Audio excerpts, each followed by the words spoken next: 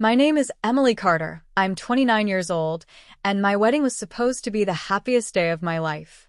Instead, it started as another battlefield in a lifelong war with my father. My dad, Robert Carter, has always been the kind of man who measures worth by dollar signs.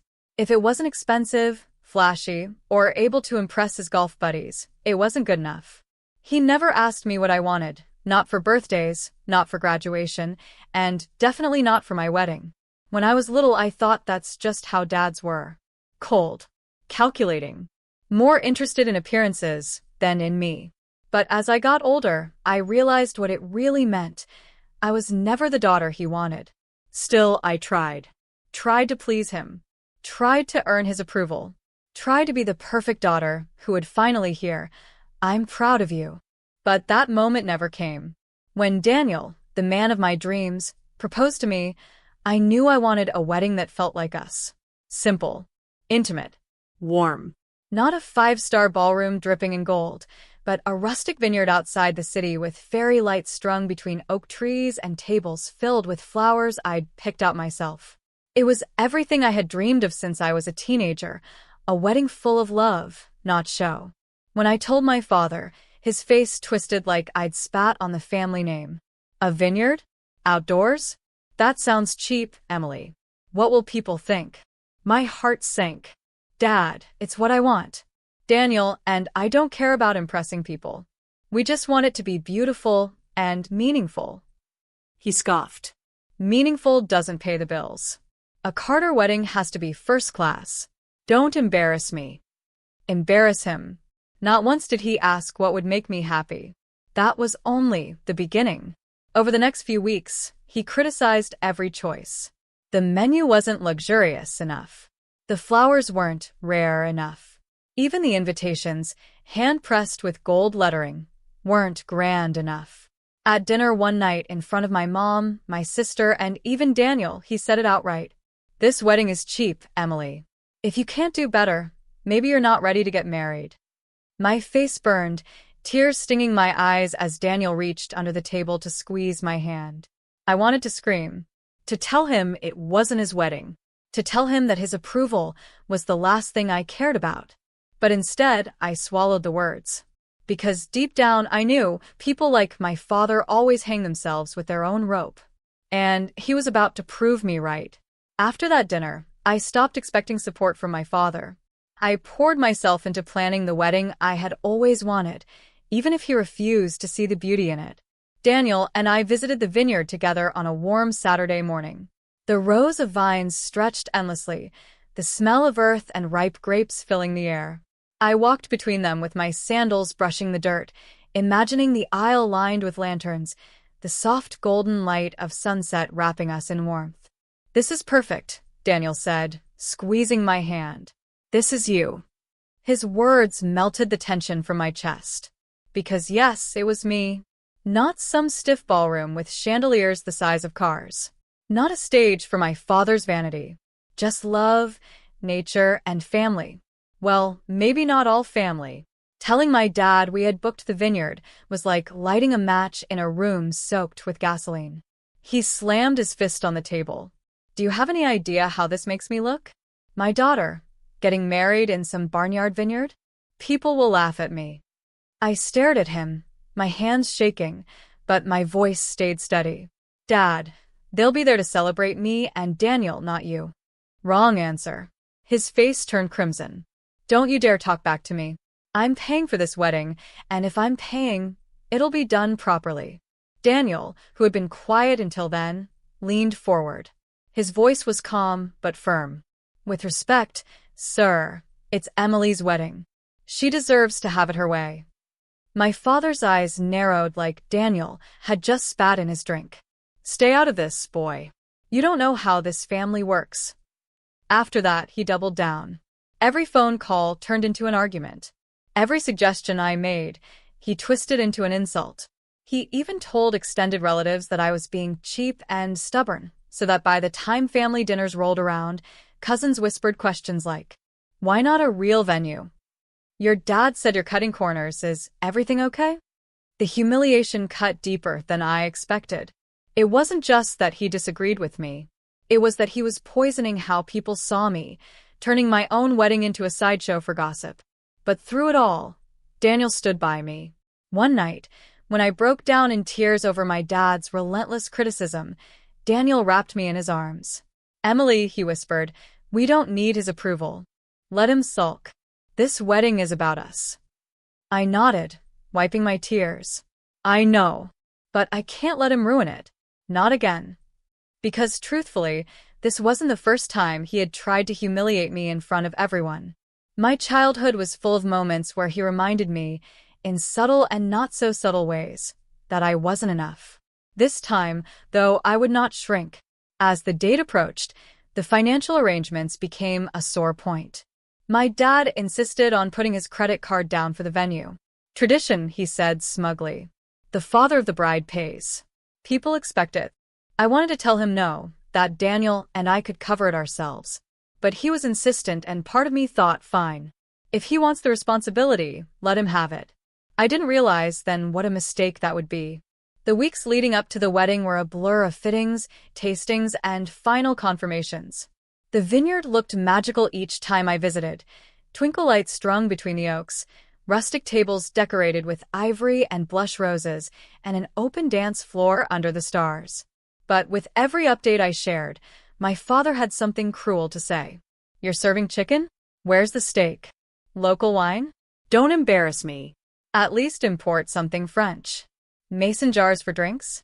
My God, Emily, you're turning this into a farmer's picnic." Each comment chipped away at me, but I didn't break. Because under the weight of his criticism, something else grew stronger. My resolve. I had learned long ago that my father thrived on control. And the only way to truly win against people like him was not to fight back with screams, but to let them unravel themselves. And oh, how he was about to unravel. The night before the wedding, my phone buzzed while I was arranging final details at the vineyard. It was the venue manager, her voice apologetic. "Hi, Emily.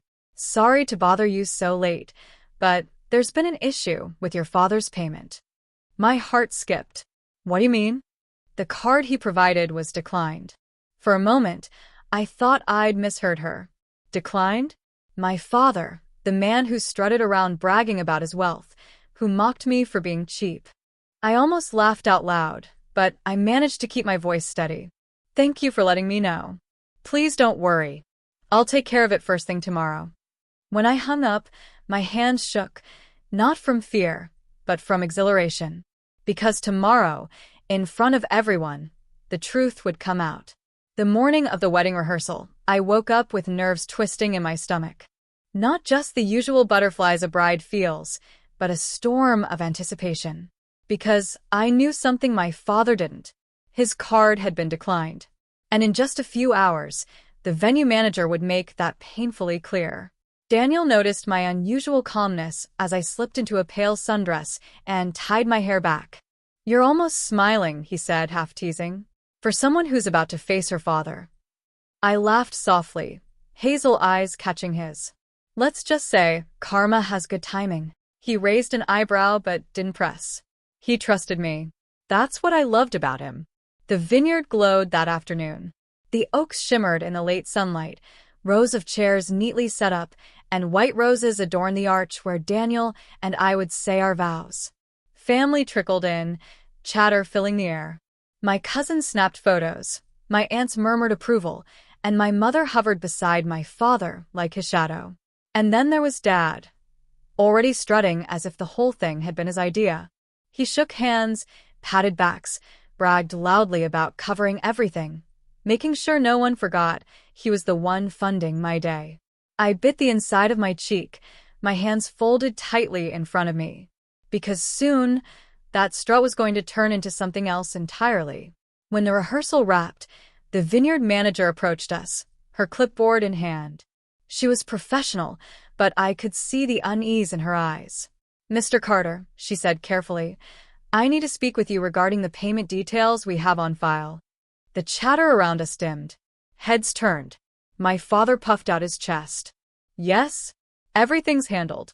I gave you my card weeks ago."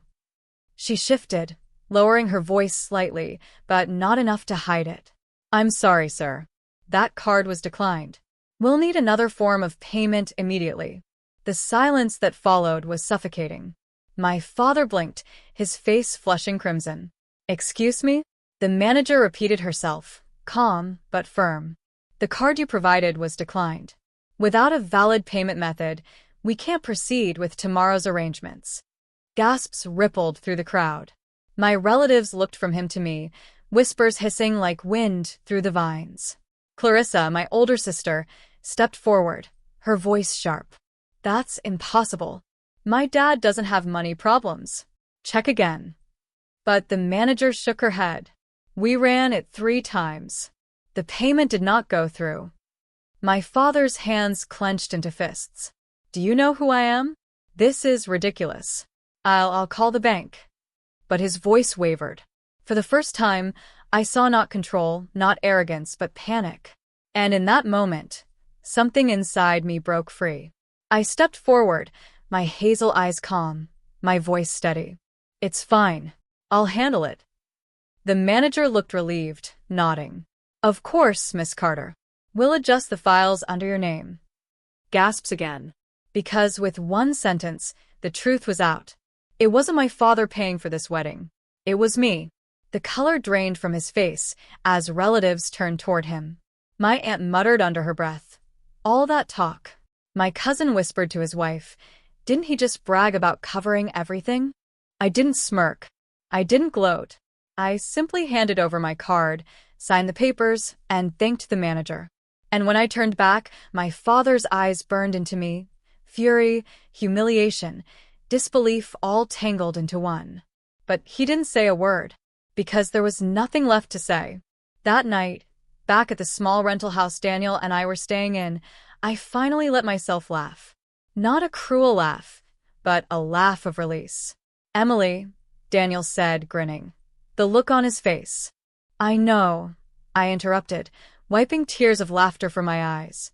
He spent months calling my wedding cheap, and then his card gets declined? You can't script irony like that. Daniel kissed my forehead. It's like the universe wanted to give you a wedding gift. And maybe it had. Because for once, my father's power had cracked in front of everyone. The man who had always controlled the narrative had lost it in the most public way possible. And tomorrow, at the wedding itself, there would be no hiding the truth. But as I lay in bed that night, staring at the ceiling, I realized something deeper. It wasn't just about the payment. It wasn't about exposing him. It was about finally breaking free. For years, my father had tied his love to money, using it as a weapon to remind me of my place. But tomorrow, as I walked down that aisle surrounded by love that had nothing to do with his approval, I would prove to him, to my family, and to myself that I didn't need his card. I never had. The morning of my wedding dawned warm and golden, sunlight spilling across the vineyard like a blessing. For once, I didn't wake up with a knot in my stomach. Instead, I felt a calm strength flowing through me, as though the universe had cleared the slate with last night's revelation. Because the truth was out. My father's card had been declined. His bragging had collapsed in front of everyone. And now, there was nothing left for him to hold over me. I was finally free. The bridal suite smelled of roses and champagne. Hannah, my maid of honor, buzzed around with curling irons and makeup brushes while laughter floated from the bridesmaids. You look like you've been waiting for this day your whole life, Hannah teased as she pinned my veil into place. I smiled at her reflection in the mirror. Not the wedding itself, but this feeling.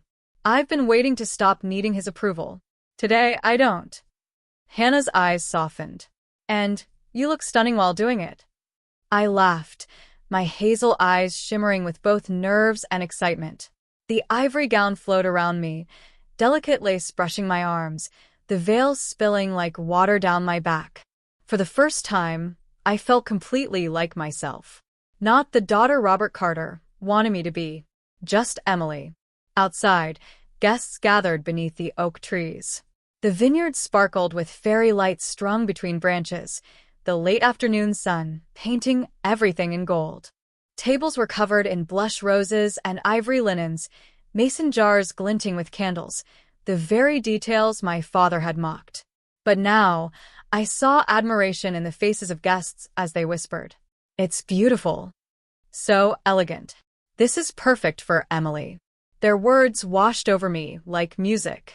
Of course, my father wasn't going to let go quietly.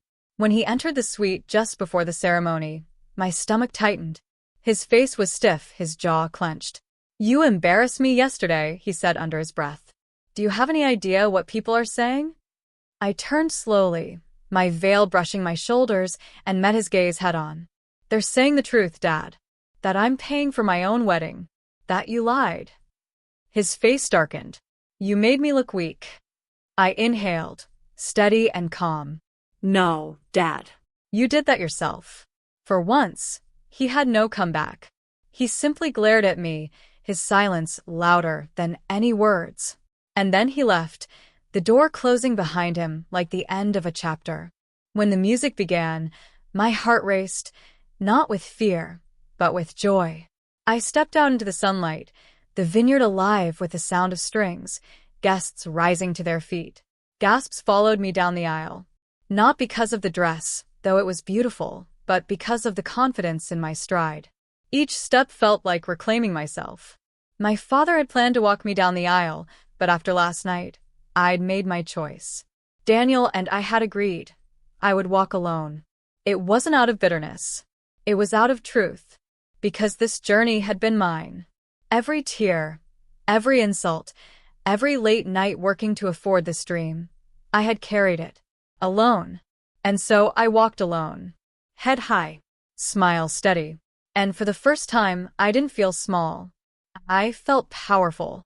When I reached Daniel, his eyes were shining. He whispered, "You're breathtaking." And in that moment, nothing else mattered. Not my father's sneers. Not the whispers in the crowd. Not the years of feeling less. All that mattered was the man in front of me, and the life we were about to begin. The ceremony was everything I dreamed of.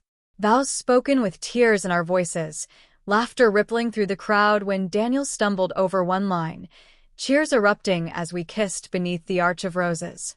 It was love. Pure, untainted, real. The kind of love my father could never measure with money. At the reception, the vineyard transformed into a sea of lights.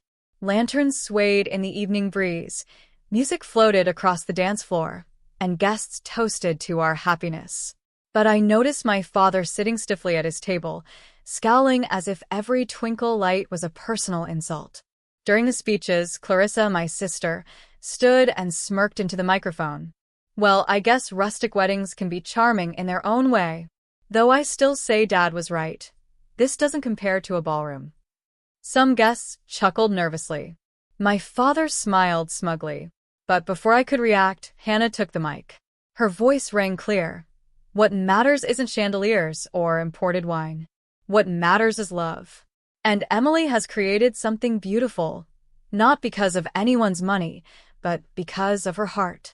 The crowd erupted in applause. I saw my father's face harden, his pride collapsing under the weight of truth yet again. Later, as Daniel and I danced under the fairy lights, I leaned into him, my heart full. "Do you see it?" I whispered. He tilted his head. "See what?" "The difference. They're finally seeing me. Not his daughter. Not his embarrassment. Just me." Daniel smiled. "And I've always seen you." I held him tighter, the music swelling around us. Because in that moment I knew I didn't just win. I was free. For a few blissful hours, I managed to forget my father's scowl altogether. The reception glowed with warmth, lanterns swaying above us, laughter ringing across the vineyard, and music carrying us through the night. Every detail I had dreamed of came alive, from the rustic wooden tables lined with roses to the mason jars glowing with candles. But peace in my family never lasted long. I should have known my father wouldn't let the night end without one last power play. It began during dinner. Plates of roasted chicken and herbed vegetables were served, and guests dug in happily, murmuring about how delicious everything was. Everyone except my father. He held up his fork like it was an offense. This is what you're serving at a wedding? Where's the filet mignon? Where's the lobster?" My colleagues are going to think I'm running a soup kitchen. The table fell silent, the music fading into the background. I felt the eyes of half the vineyard turn toward us. My chest tightened, but I refused to shrink. This meal was chosen because it's what Daniel and I love, I said calmly, my hazel eyes locking with his. Not because it impresses anyone. A murmur of approval rippled across the tables, but my father only scoffed. Spoken like someone who doesn't understand class.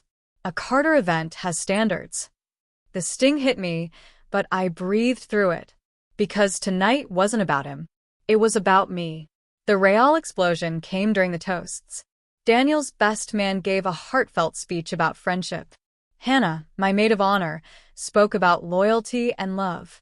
The crowd clapped, glasses clinked, and I thought maybe, just maybe, we'd make it through without another scene. But then my father stood. He didn't even wait for the microphone.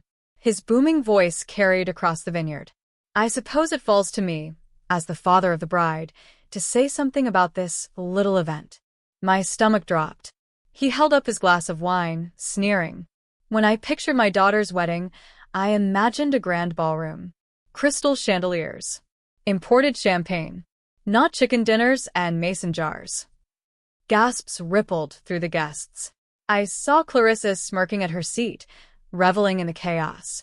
This, my father gestured around, his voice dripping with disdain, is cheap. And if Emily insists on embarrassing herself like this, then I wash my hands of it. For a heartbeat, silence hung heavy. My cheeks burned, my hands trembling under the table. And then something shifted. I realized I wasn't that little girl anymore, shrinking under his words. I was the woman who had built this night, and I wasn't going to let him steal it. I stood slowly, every eye turning to me. My hazel eyes locked with his, steady and unflinching. Dad, I said, my voice clear, you've spent my whole life trying to buy respect with money. But last night, when your card was declined, you showed everyone the truth. Money doesn't make you strong. It doesn't make you generous. And it doesn't make you a father. A collective gasp went through the crowd. My father's face drained of color. I continued, my voice growing stronger. You want to call my wedding cheap? Fine. But I paid for this. I built this. And it's full of love. The one thing money can't buy. The one thing you've never given me. Applause erupted, loud and unrestrained. Some guests even stood. My father's jaw tightened. His glass trembled in his hand before he slammed it down on the table. You ungrateful little. Enough. My voice cut sharp, carrying over his. This is the last time you'll ever embarrass me at my own event. If you can't respect me, then you can leave. The crowd went silent again. All eyes turned to him. For the first time in my life, my father looked small. He muttered something under his breath, pushed back his chair, and stormed out of the vineyard with my mother trailing behind him. I watched them go, my chest heaving, but instead of pain, I felt release. Because for once, I had stood my ground. Daniel slipped his arm around me, kissing my temple. You are incredible, he whispered. Hannah grinned, tears in her eyes. I've waited my whole life to see you stand up to him like that. And as I looked around the vineyard, at the glowing lights, the smiling guests, the family who chose to celebrate me, I realized something profound. I didn't need his approval. I never had. Later that night, as Daniel and I danced under the fairy lights, the crowd cheering us on, I whispered to him, "It's over. He doesn't own me anymore." Daniel smiled. He never did. You just finally saw it. And as the stars glittered above us, I felt lighter than I ever had. Because my father might have tried to humiliate me. But in the end, all he did was prove to everyone that his power was an illusion. And I had shattered it. The night after my father stormed out, the vineyard glowed brighter than ever. Guests clinked glasses, children twirled on the dance floor, and Daniel held me close as if the chaos had never happened. But deep inside, I knew the fallout was only beginning. Because when a man like Robert Carter is exposed, he doesn't fade quietly. He thrashes. He blames. He scrambles for control. And yet, I wasn't afraid anymore. The next morning, I woke up to a string of messages. Some from relatives, others from family friends who had been at the wedding. Emily, your father embarrassed himself. You did the right thing. Don't let him spin the story. Everyone saw the truth. I wish I'd had your courage when I was younger. Each message felt like a weight lifting off my shoulders. For years, my father had painted me as the weak one, the disappointment. But now, people were finally seeing him for who he truly was. Of course, not all the messages were kind. Clarissa texted me in all caps. You humiliated Dad. He's furious. Do you realize what you've done to this family's reputation? I stared at her words, my chest tightening. Not from guilt, but from clarity. Because that was the problem. For my sister, and for my mother, family wasn't about love or loyalty. It was about reputation. Appearances. Keeping Robert Carter's image polished, no matter how many cracks lay underneath. But I wasn't part of that illusion anymore. I typed back, the only reputation he ruined was his own. Don't put that on me. And then I muted her messages. Later that week, Daniel and I met with my Aunt Margaret. She wasn't like the others.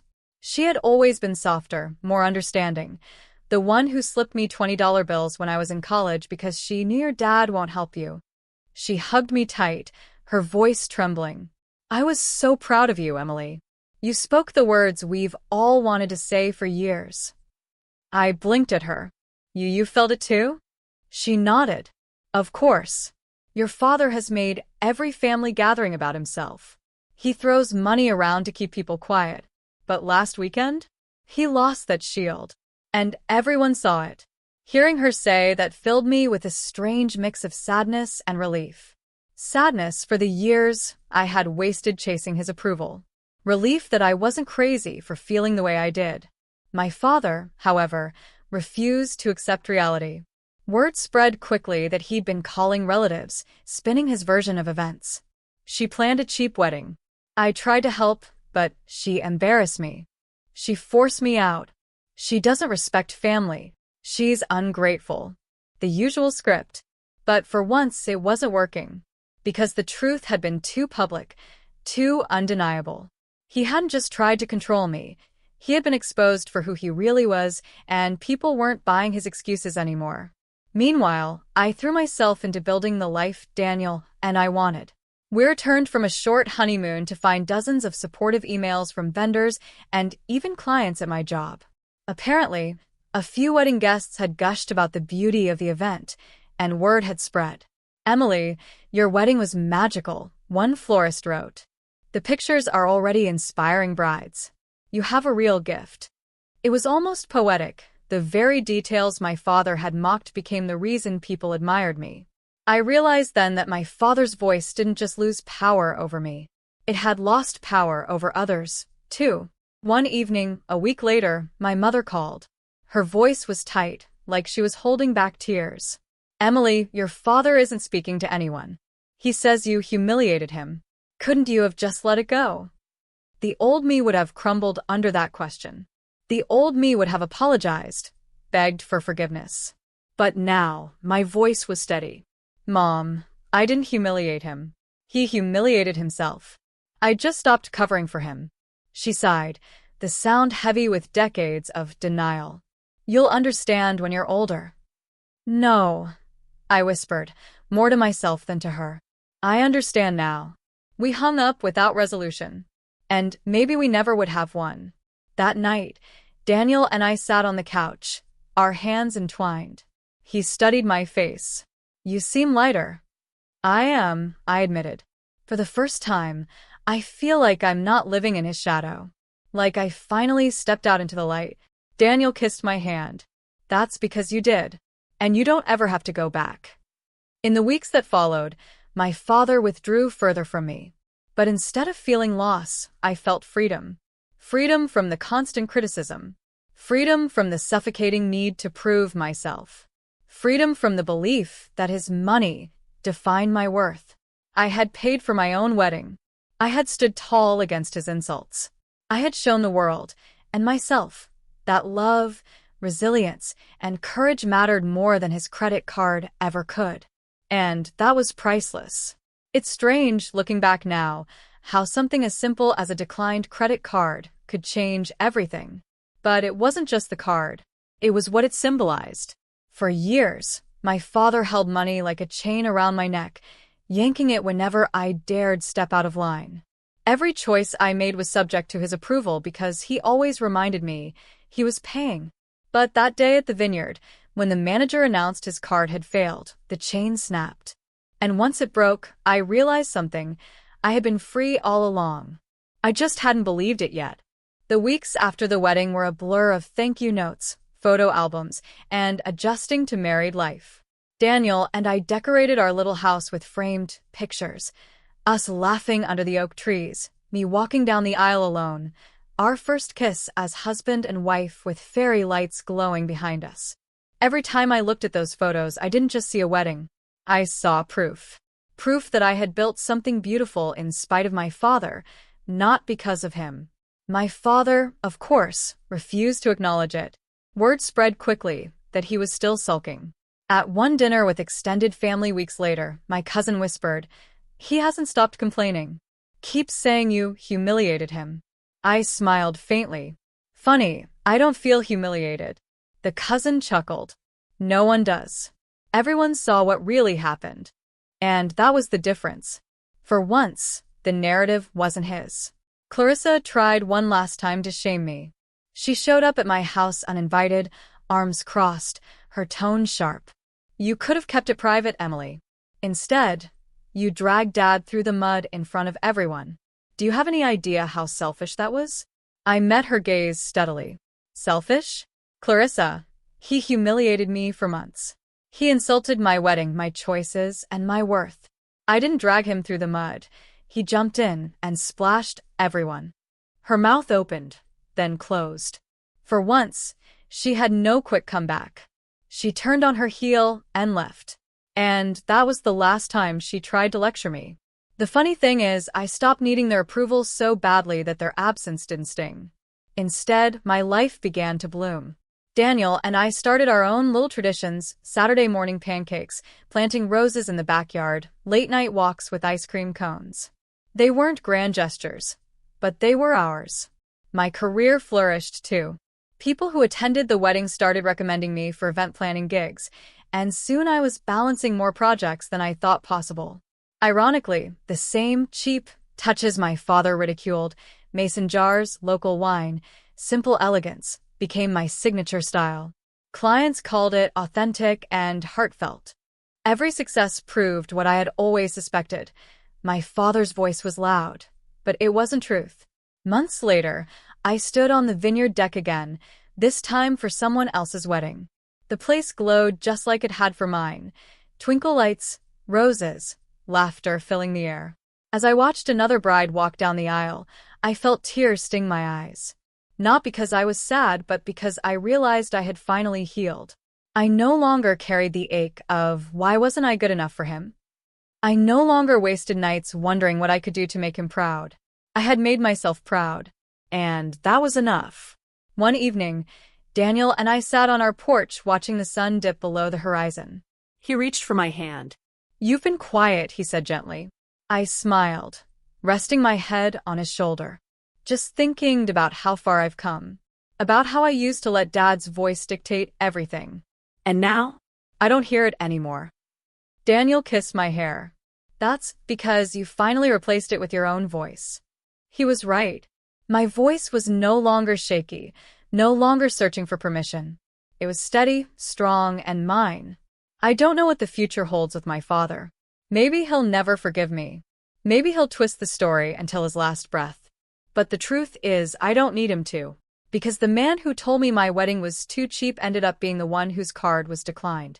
And the daughter he dismissed as a disappointment became the woman who built a life no one could take away. So if you ask me what my wedding meant, I'll tell you this. It wasn't just the day I married Daniel. It was the day I divorced my father's control. The day I stopped begging for love with a price tag. The day I claimed myself. And as the stars glittered above that vineyard, I whispered a promise to myself. Never again will I measure my worth by anyone else's standards. Especially his. Because the real wealth in life isn't chandeliers or champagne. It's freedom. It's love. And I finally had both.